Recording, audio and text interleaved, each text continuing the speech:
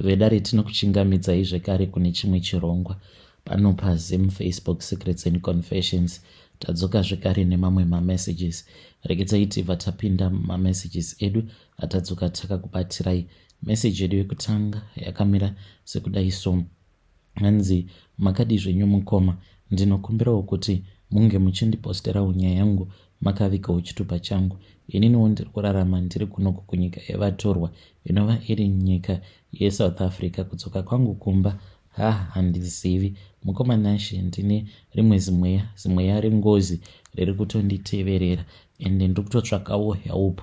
So ngozi iyi mukoma ndisu takaipara pane rimwe gore mukoma, apo pakaitika maelections ainge ari heavily contested. Pane zvimwe zvinhu zvakazoitika mukoma kumavillages ekwedu zvekuti nesuwo tainge titorimo munyaya dzacho idzodzo, asi zvakaitika takawanda mukoma. Saka akazokwanisa kupomedzerwa kubatwa nemhosva painge pasina, asi I guess mufi anenge achiziva uyo akapedzisira kumusvitsa ruoko. Saka in this case, unfortunately, it was me, my father and my other cousin brother who has since passed away. Mukoma akafa rufu rwainge ruchityisa. Saka cousin brother yangu inini naye takauya tose pamwe chete kunoku kuSouth Africa. Ndobva tachizotanga kushanda semasecurity guard. Saka akazoti ari kubasa mukoma without any warning or anything pakambani apo paainge achigadha painge paine matractors. Saka kwainge kuri kuma-industry. Matsotsi aya akabva azojamba fence ndokubva azomupfuura mukoma. Havana kana chavakatora, kungojamba fence chete kwava kutongonakirwa nekumupfuura. Iye haana kana kumbogara akakwanisa kuona anything because vakamupfuura nekugotsi zvikatonzi it was at close range. Sekunge munhu wacho uyu akatokwanisa kutofamba kutonomutendeka nepfuti iyi kugotsi chaiko, iye asina kana chaainge achimbokwanisa kuziva. Zvimwe kuda ainge akarara zvake. Saka tingangoti maybe akafira kuhope, haana kana pain yaakanzwa. So ndo zvakaitika kune cousin brother yangu. Zvino mukoma rufu wazotarisana neni and I need your advice because kune vamwe avo vandinotaura navo vanondiudza kuti mweya wengozi haunetse. Chinongodiwa chete ndechekuti nenyuwo pachezvangu ndinge ndichifamba then mweya uyu wengozi kana ndikagara ndiine mishonga yandinenge ndiinayo mumba zvinozokonzeresa kuti mweya uyu unge uchizobva pamba pangu ozonotsvakawo kumwe kwekuti unoenda wobva wanogara. I know kuti zvandiri kuda kubva kune vedare renyu zvakati one day, but please bear with me because ndiri kutotsvakawo help. Ndiri munhu wekuti I am very humble. Let me say kuti maybe I was just born at the wrong time and in the wrong family because my father ivo zvavo vaitova munhu wekutoti vaitofarira stereki zvinhu izvi zvematongerwo enyika. Zvino pane mamwe makore aya ekuti kune mabato ainge orwidzana zvino, saka painge paine umwe murume uyo ainge achimiririra rimwe bato ainge achida kuzoitwa MP. Zvino akabva achizotaura nababa vangu because baba vainge vachitozivikanwa zvekare nekutyiwa. Isu taitova vanhu vekuti pose panenge pakaungana vanhu ndisu taiwanikwa tichitaura zvatinenge tichinzwa kuda uye zvekare vanhu vachitotiremekedza. Saka baba vangu sezvo vainge vari muOvet vakabva vazodaidzwa nemurume uya akabva ati aikwanisa kuvapa mari kana mombe sezvo iye ainge aine mapurazi ake. Saka baba vakabva vazosarudza kuti zvainge zviri nani kuti vange vachipiwa mombe. Saka mombe idzo dzavakapiwa mukoma dzainge dzichikwana idzo kuita 20. Mombe idzi mukoma dzose dzakafa in 1 year. 20 mombe dzakafa mushure mekunge uyu mufi atanga kutipfukira achimuka chipoko akati idzi mombe dzangu, ipfuma yangu ende ndikuda kuzviparadza zvose. Kutaura kudai pamba pedu panoita sekunge padongo nekuti panoonekwa zvinhu zveusiku. Saka panguva yacho iyoyo mukoma Nashe baba pavakanotaura naMP vakabva vachizoya kwandiri manje vakabva vazondiudza kuti ndo zvavainge vaudzwa naMP. Saka vaisafanira kuti vange vachizivisa vamwe because madhiri aifanira kuti ange achizoitwa usiku. Mukoma ndakabva ndachizotaura neimwe cousin yangu ainge achiitawo zveboxing ndokubva tachizoenda kuHarare. Takati tasvika kuHarare ndo patainge tichigara kumba kwaMP uya Saka umwe wacho uyo watainge tichida kushandisira tactic iyo inonzi intimidation ndo yatainge tanzi tinge tichizoishandisa iyoyo zvekare nekumurova nekuzorwa zvekare masupporters ake. Saka ndingangoti ndimwari wake mukoma because takaita 1 week takagara kukumba kwaMP vavai apa everyday vaingocomplaina kuti vakomana hamusi kugona basa mani, hamusi kugona basa and the elections they are fast approaching, so what do you want me to do? Because ivo vainge vachiti vainge vaine zvikwereti zvainge zvakawandisa. Saka kuti vange vachikwanisa kudzosera vanhu mari dzavo dzavainge vachikwereta vaitofanira kutoti vange vachitokwanisa kuzowina maelection. So mukoma taingoendeswa kuya then tobva tambonorompa but nerimwe zuva mukoma gava rakabva razodambura musungo. Mwana wacho mukoma ndiye watakasvikira, dzainge dziri kumapast 7 dzeusiku, ainge ari busy zvake achitamba panze. Ndikangoti maybe you were somewhere kuma 6 years ikoko, 6 or 7, I'm not yet sure because zvinhu zvekuti zvakaitika a long time ago. So mukomana mwana uyu takabva tachizomutora, ndiye watakazoshandisa kunovhura gate because ainge aine remote. Takati tichinopinda pamba pavo tikabva tamuudza kuti kana ainge achazoudza vabereki vake zvainge zvichazoreva kuti taizomuuraya iye. Saka akabva azopindwa nefear mukoma, haana kana waakaudza kuti already in the yard mainge matova nemabhinya 3. Mukoma vakazoti zvino vaenda kunovata ivo MP ava vainge vasati vasvika pamba. Mukoma ndikangoti vakazosvika pamba it was somewhere kuma 11 PM apa isusu tainge takatovamirira. Vakangoti vachingonomisa motikari yavo nekuburuka mumotikari ndokubva vatoona kuti vainge vatokombewa. Vakabva vapfugama mukoma ndokubva tatanga kuvarova. Takavarova tichivaudza kuti tainge tichida kuti vange vachisiyana neizvo zvavainge vachida kuita. Saka ivowo mukoma vakabva vachizoronga rally the following week. Vakabva vachizouya kumusha vainge vaine hupfu nezvimwewo zvakangosiyana siyana zvavakazopa kumavillages. Izvi zvinova zviri zvinhu zvokuti zvakazonotirwadza because muvillage medu tainge tisingadi rimwe bato kunze kwebato ratainge takajairira. Saka pakazoti pawana vamwe vainge vava tanga kusapota bato rainge richimiririrwa navo MP vaiva to be, ndokubva tachizotora umwe murume wacho ainge ari the main supporter, ari coordinator zvekare kuma areas ekwedu. Takanomutora mukoma pakati pausiku, iye akatovhunduka mukoma kuti ko varume ko iyi yamava kuda kuita ndeipi, saka mafunga kuda kundiuraya here nai varume. Mukoma takamutora munhu uyu ndokubva taenda naye musango. Tainge takawanda, namba yacho handichatombosivi. Ndingangoti village rose nevana mukoma there was so much confusion but baba vangu ndo vainge vachitungamirira vari pamberi. Ende munongoziva kuti kana vako baba vari ivo vanenge vachitungamirira vari pamberi, then imimi sevana you have to prove a point. Ndo zvainge zvava kuitika ipapo. It was a matter of us trying to prove a point kuna baba kuti izvi tainge tichizvigona, uye zvekare tainge takatopiwa mapromises ekuti we were going to be part of the security detail yavo MP vaiva kana kuri kuzonzi vainge vachazowina maelections vozoenda kuparliament mukoma. So we knew kuti we had to do this no matter what, it was a do or die sezvatainge tichiudzwa nababa. So mukoma ipapo patakatora munhu uya takabva tamutonga ndokubva tatanga kumurova, ende takamurova takawanda mukoma.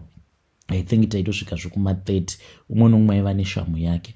Murume uyo takamurova kusvika azongoti zii, but chandinorangarira ndechikuti baba vakati vamurova ndokubva agwina murume uyu, then vakabva vachizoti kwandiri uyawo umurove. Saka ndainge ndichitya nekuda kwegwina kuya kwaainge aita, ndikabva ndatya. Saka cousin yangu akabva azoenda ndokubva azonorova.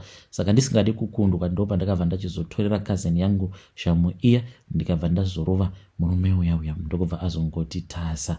Vanhu vakatanga kuti afa. Zvino zvatakazoita nemurume uyu mukoma as a village, takazorangana kuti hakuna ainge achazodaidza mupurisa.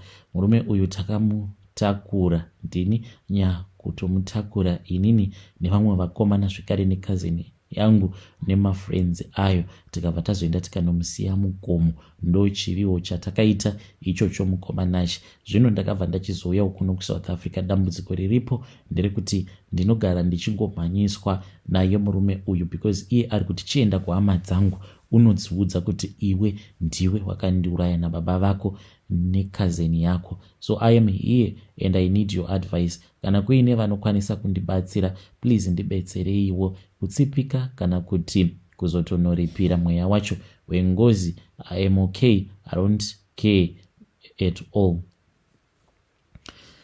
Hey, vedari ndo message iyo yandakatumidzirwa ichibva kuna mukoma vedu. Hanzi pari zvino handina hangu basa nazvo kuti ndabatsirwa nenzira dzipi. Chandiri kungoda ndechekuti ndinge ndichingobetserwa hanzi kutsipika kana kupiwa mushonga wekuti munhu uyu harambe achidzoka pamba pangu. So let us try to speak with him in the comment section. Rekedza ichibva taenda panyedu inotevera.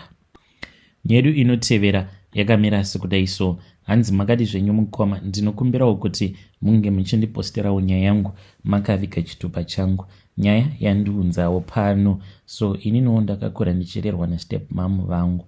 Munongoziva kuti munhu kana asiri amai vako, like the treatment won't be the same, but I won't complain. She tried to make me to be someone that is very resilient mukoma, but it is just that ndaingovawo mwana ainge aine usimbe. Kana mukavaona vana step mom vangu mukoma vanoshanda and they love me as if like we are not half sisters. So chinzwai kanyaya iripo. Iniwo ndiri kurarama ndiri kuno kuSouth Africa mukoma.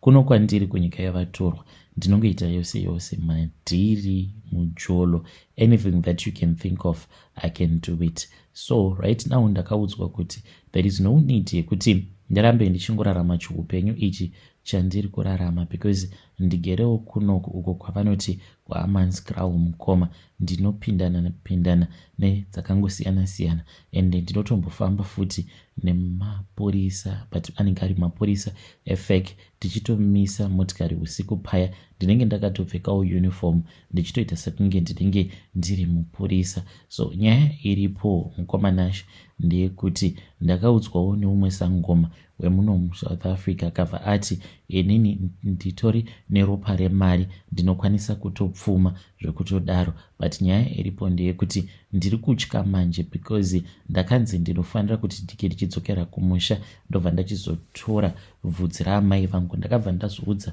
sangoma uya ndikati maybe hamugone henyu kuona because vangu amai vakafa. Akabva apopota akabva ati iwe kana baba vako vakaroora umwe mukadzi, munhu iyeye anenge asiri mukadzi wako. Ndikabva ndatoona kutoti munhu uyu anotoziva zvaari kuita. So ndonyaya iripo. Ndakanzi ndinofanira kuti ndige ndichienda kumusha. Kana ndaenda kumusha ndinobva ndazotsvaka plani dzekuti ndinovagera ndobva ndazotora vhudzi ravo, ende kana ndatongotora vhudzi ravo ndikadzoka naro kuna sangoma, iye akati vachazofa zvavo mushure mekunge vafa, then ndinobva ndachizoitawo changu chikwambo, but ndichishandisa mweya wastep mom vangu mukoma. Kana mukaposta nyaya yangu ndizivisei, ndichange ndichizotevererawo ndiri mucomment section.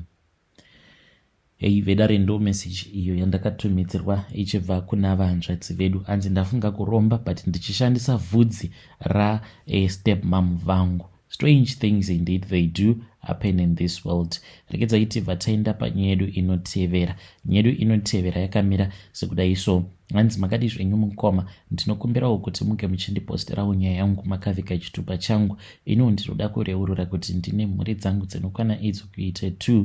So how do I go on about it? Because ndinodawo kuti mudzimai wangu iye anga achizosvikawo pakuziva kuti uko kunze uko kwava nahama inini, worst of all vatori nepamovhi iri page number 2 kutaura kudai. So saka I feel as if the way that I am doing my things ndakatokanganisa from where to go. Ndinokwanisa kuzvigadzirisa here? Pandingangoti ndakakanganisa ndepekuti when I introduced this kuna madam iwo havana kuda kukwanisa kuzvigamuchira, saka tikabva tazotanga kunetsana. Upenyu paya ukabva watombodhakwa. So ndakatongoona kutoti zvainge zvatongova nani kuti ndinge ndichizotora umwe, but mushure mekunge ndatora umwe mukoma akabva azokasikawo ndokubva abatira pamovhi iri. Ndaingoti zvimwe kuda I'm just testing the waters. Munhu ndokubva atoita nhumbu. I love and it is very complicated kune vamwe vanhu kunzoko kuti how can you say you love her but you love your wife. Hameno zvazvingori ndinovada vose vari vaviri, but ndinotya manje kuti mudzimai wangu kutaura chokwadi ndinomutya because iye ndiye akatounza zodzo mukati meupenyu hwangu. How can I break this to her kuti ndosviripo kunzoko kune vamwe vana vaviri, and kana tikasazvigadzirisa tichiri vapenyu kudai, so especially nini kana kukazonzi ndinenge ndafa, zvinoreva kuti vana vangu ava vanichazongokura vasina kana relationship or any kind of a bond. Please help me, give me advice. What am I supposed to do? Hey, vedare ndo message iyo yandakatumidzirwa ichibva kuna mukoma vedu. Ngatizamei kuti tinge tichitaura navo mukoma vedu ava mucomment section. Let's say it is you, then vobva vazouya baba vachikuudza kuti ndo nyaya iripo kwava nomwe wichi number 2 uye zvakare we are expecting the baby number 2. Do you accept? What do you do? Saka tibetsereiwo mucomment section kuti iyo culture inoti kudii maererano nenyaya iyoyo. Regedzai tibva taenda panyaya yedu inotevera. Nyaya yedu inotevera yakamira sekudai. Hanzi makadii zvenyu mukoma, ndinokumbirawo kuti munge muchindiposterawo nyaya yangu makavikawo chitupa changu. Iniwo ndine dambudziko. Zvinhu izvi zvatova about 2 kana kuti 3 months kubva pazvakatanga kuitika. Nerimwe zuva ndakatomuka ndichida kutorasa mvura, ndingangoti maybe dzainge dziri kuma 2 am ndopa ndakabva ndazoona kuti pawindow painge paine munhu ainge akamira, but chainge chakangoita kunge chimumvuriso chiri cheblack.